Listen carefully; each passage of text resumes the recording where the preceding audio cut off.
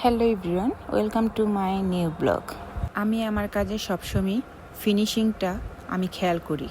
কাজ করব, পারফেক্ট হতেই হবে, এটাই আমার একটা বিশেষ গুণ। এটা একটা হিন্দু ব্রাইডাল মেকওভার, এটা অবশ্য সবাই বুঝতে পারছো।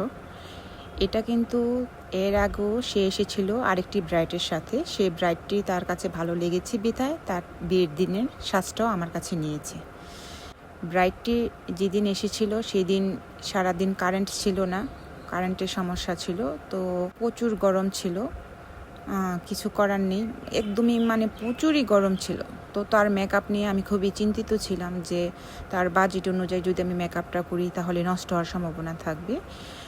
এই কথাটা চিন্তা করে, আর তার ব্যবহার ভালো ছিল, খুবই লক্ষ্মী মেয়ে ছিল, সেই কারণে আমি আরেকটু ভালো কোয়ালিটির মেকওভার তাকে করে দিয়েছি, যাতে মেকআপটা লং লাস্টিং হয় আর গরমে অক্সাইড না হয়, নষ্ট না হয়।